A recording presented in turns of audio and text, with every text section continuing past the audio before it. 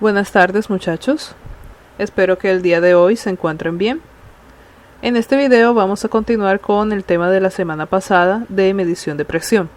Y el video pasado había dicho que sería un tema de 2 partes, pero voy a hacer un cambio y van a ser 3 partes. Quiere decir que este tema lo terminaremos el miércoles. Nuevamente les recuerdo que ya tienen el quiz disponible en Sabio y que este va a ser su asistencia a la clase. Y si están viendo este video en la hora de la clase y tienen alguna pregunta, estoy disponible en Teams para que me hagan cualquier pregunta que tengan. ¿De acuerdo? Bueno, entonces continuamos con el tema. La semana pasada tratamos la introducción a las mediciones de presión, las unidades usadas y los elementos de medición del tipo mecánico e hicimos énfasis en los elementos mecánicos elásticos. Pero hoy nos vamos a dedicar por completo al tema de los elementos electromecánicos.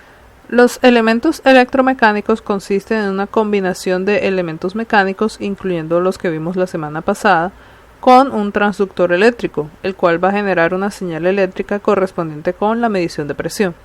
Recordemos que en un elemento de medida el transductor se encarga de la conversión de un tipo de señal a otra, y en este caso hablamos de la conversión de una variable mecánica a una variable eléctrica. Entonces los elementos electromecánicos consisten en un elemento mecánico que contiene un transductor integrado. Estos elementos se clasifican en los resistivos, los magnéticos, los capacitivos, los extensométricos, los piezoeléctricos y los electrónicos de equilibrio de fuerzas, que los vamos a ver todos el día de hoy. Y vamos a empezar con estos últimos. Los transmisores electrónicos de equilibrio de fuerzas son instrumentos en los cuales el elemento mecánico, que vienen a ser los que vimos la semana pasada, ejercen una fuerza que viene siendo causada por la presión sobre este mismo elemento mecánico sobre una barra rígida que se encuentra dentro de un transductor de desplazamiento. El desequilibrio de esta barra va a generar una señal sobre una bobina que llega a un generador de señales, también conocido como oscilador. Y de este oscilador se alimenta una unidad magnética, la cual va a intentar reposicionar la barra en el equilibrio. Y en este punto se generó una retroalimentación. Del cambio en el oscilador se genera la señal de salida, que indica el valor de presión medido, que recordemos que será una señal de 4 a 20 miliamperios. Este gráfico que yo acabo de dibujar corresponde en específico a un transductor del tipo detector de inductancia. También existen los transductores de transformador diferencial y de detector fotoeléctrico, y estos van a cumplir la misma función de detectar el desequilibrio en un mecanismo interno. El intervalo de medida de estos elementos está definido por el intervalo del elemento mecánico que utilizan, es decir, del tubo de Bourdon, del fuelle, etc. Y tiene una precisión de entre 0.5 a 1%. También hay que mencionar que es un elemento que tiene una sensibilidad alta a las vibraciones, lo que quiere decir que las vibraciones pueden afectar el valor de la medida. Pasamos ahora a los transductores resistivos. Estos transductores consisten en un elemento elástico que nuevamente puede ser un tubo de Bourdon o un fuelle o unas cápsulas, que varían las resistencias de un potenciómetro, esto es el valor de potenciómetro en ohmios, de acuerdo con la presión.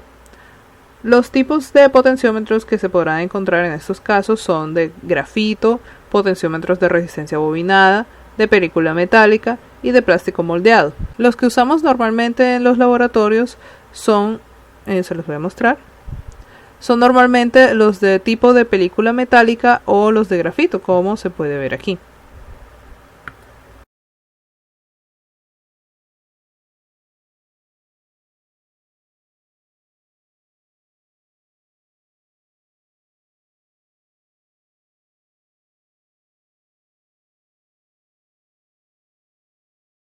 Y aquí tenemos un gráfico en el que podemos ver que por este punto entra la presión y este es un fuelle, como los vimos en la clase pasada, y aquí se está usando un potenciómetro de bobina y aquí tenemos un muelle o un resorte de referencia.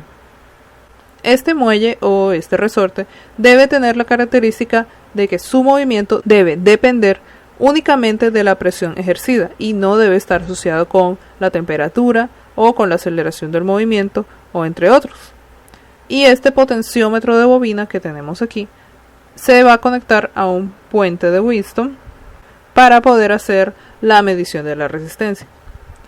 La precisión de este elemento es de 1 a 2%, nuevamente su rango depende del elemento mecánico al que lo conectemos acá. Y este elemento también es sensible a las vibraciones. Ahora seguimos con los transductores magnéticos, de los cuales hay dos tipos. Tenemos los transductores de inductancia variable,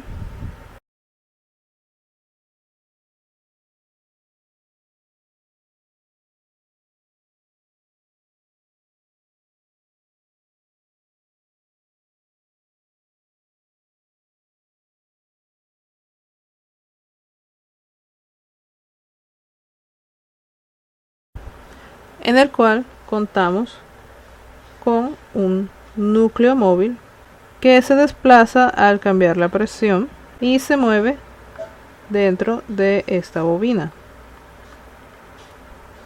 Y esto hace que cambie la inductancia de la bobina de forma proporcional. La bobina se alimenta con corriente alterna y se genera dentro de ella una corriente de autoinducción que es opuesta a la de alimentación, debido al mismo campo magnético de la bobina. Pero cuando se ingresa al núcleo magnético, se aumenta esta corriente de autoinducción y se disminuye la de la alimentación. Y es esta diferencia de corriente la que señala el valor de la presión. Este elemento tiene una precisión del 1% y suele ser de un tamaño pequeño, de respuesta lineal, y normalmente no hay rozamiento entre el núcleo móvil y la bobina. Y tenemos también los transductores de reluctancia variable,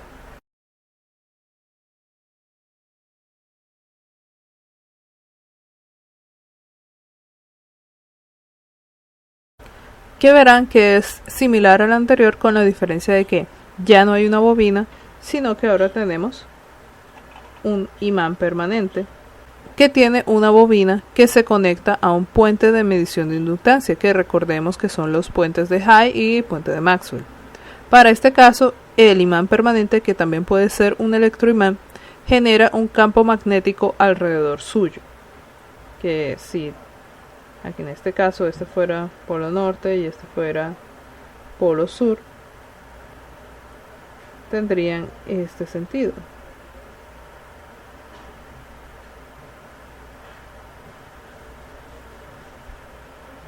Y la armadura magnética, que sería el mismo núcleo móvil, se moverá dentro de este campo magnético, lo que genera un cambio de reluctancia del imán, y a su vez esto cambia el flujo magnético, lo que a su vez produce una corriente en la bobina que está conectada al puente de inductancias.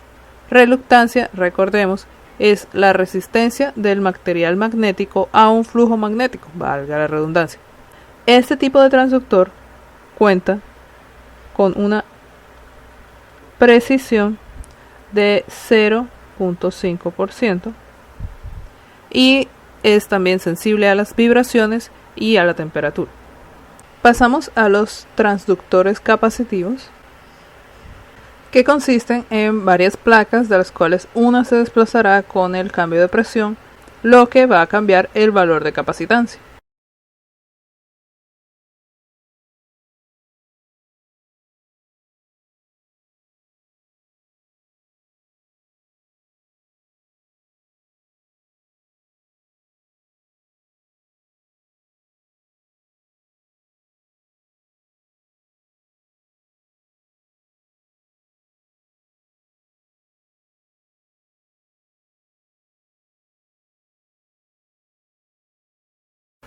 La placa móvil tiene forma de diafragma y se ubica entre dos placas fijas.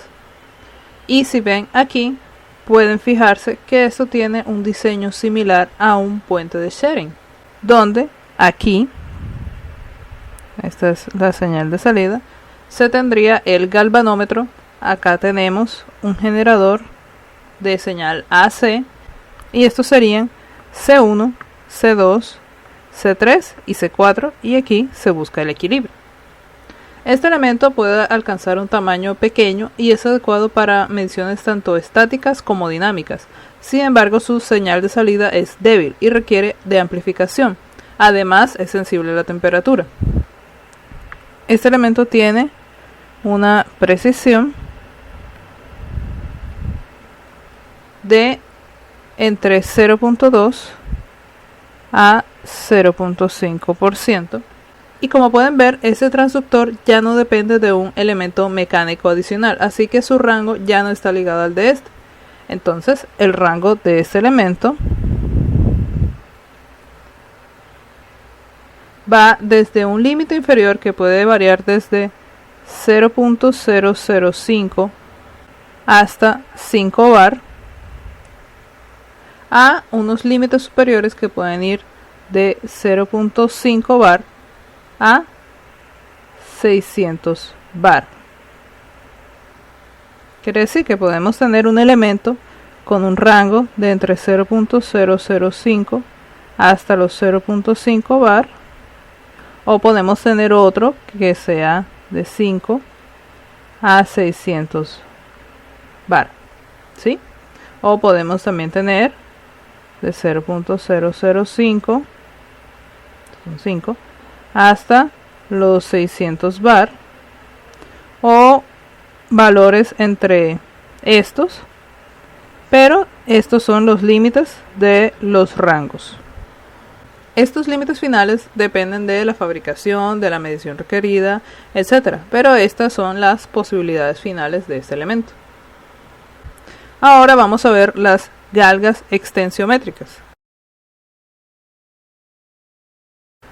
Cuando un hilo conductor con un cierto valor de resistencia se ve sometido a una cierta tensión mecánica, entonces su longitud y su diámetro cambian y por tanto su resistencia.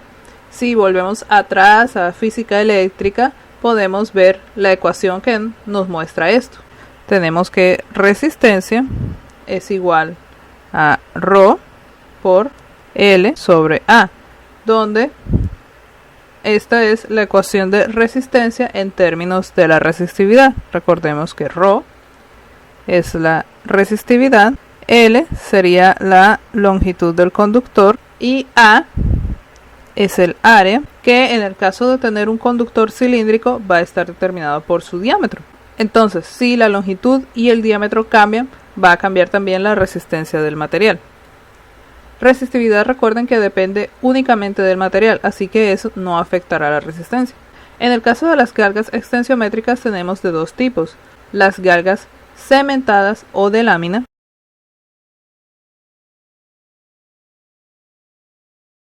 donde tenemos un hilo en bucle sobre una base flexible que va a ser de papel, de plástico o de cerámica, y tenemos las galgas sin cementar,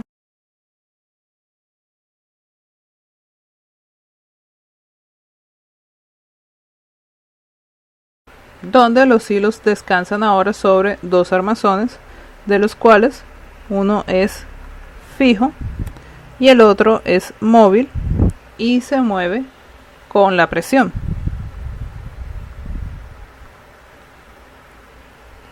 Y para leer esa resistencia se conectan aquí a un puente de Wheatstone. Les voy a mostrar este, que es una galga extensiométrica del tipo cementado, que es el tipo más común, donde la fuerza se debe ejercer en esta dirección, porque en esta dirección la galga es más sensible. Existe un caso adicional de galgas extensiométricas, que es el transductor de presión de silicio difundido.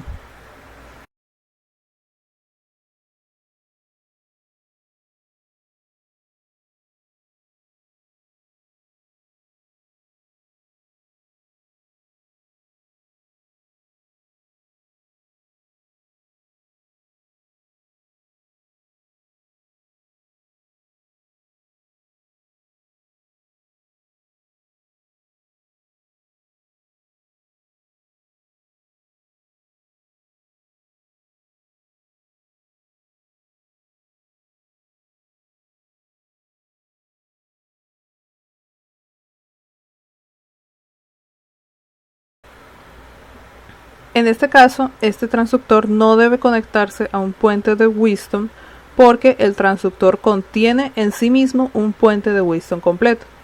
Eso sí, debe ser conectado aquí a un amplificador para poder recibirse la señal de 4 a 20 mA. Y al ser un integrado, puede estar en contacto directo con el proceso sin la necesidad de un mecanismo intermedio e incluso puede conectarse a un procesador, lo que le permite adicionar funciones de autodiagnóstico, autocalibración o selección de unidades de medición. Este elemento tiene un rango de entre 0 hasta un rango superior de 2 a 600 bar, dependiendo de cómo lo construya, y una precisión de 0.2%. Y para finalizar tenemos los elementos piezoeléctricos, que consisten en materiales cristalinos que generan una señal eléctrica cuando se ven deformados, en este caso por la presión.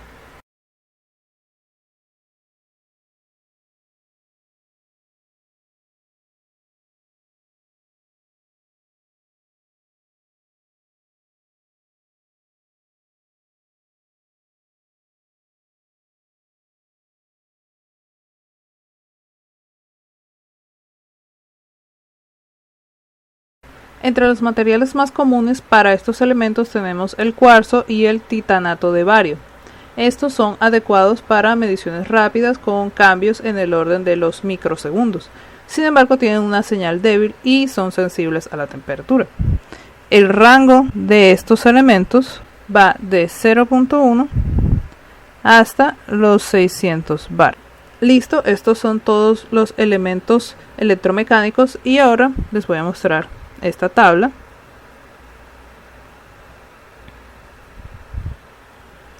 que contiene un compilado de todas las características de cada uno de los elementos por los que pasamos hoy. Si esta tabla no la pueden ver bien, esta tabla la extraje del libro de Creus y la pueden consultar ahí. Es la misma, exactamente la misma tabla. La tabla contiene cada elemento y tiene las variables de los valores de rango que van a estar en bar en este caso. Tiene la precisión, tiene la estabilidad en el tiempo de la medición, que es un término que acá les voy a mostrar, podemos relacionar con la calibración del elemento. Este sería un elemento no estable y este es un elemento estable. Fíjense que todas las mediciones del elemento estable se mantienen dentro de un rango cerca a un solo valor, en cambio en una medición no estable van cambiando. Tenemos, bueno, ya comenté la estabilidad, tenemos la sobrecarga que muestra que tanto soporta el elemento más allá de su rango de medición antes de dañarse definitivamente. Tenemos la temperatura máxima en servicio que soportaría cada elemento, el voltaje que entrega cada elemento, su impedancia de salida, los errores de cero posibles, la resolución del elemento y la sensibilidad a la vibración. Bueno, por ahora lo dejamos aquí. La próxima clase veremos los transmisores térmicos y de ionización, todavía dentro del tema de presión. Nuevamente les recuerdo el quiz y si tuvieron alguna duda pueden escribirme inmediatamente en el Teams. Así que listo, esto es todo por hoy. Cuídense y hasta la próxima clase.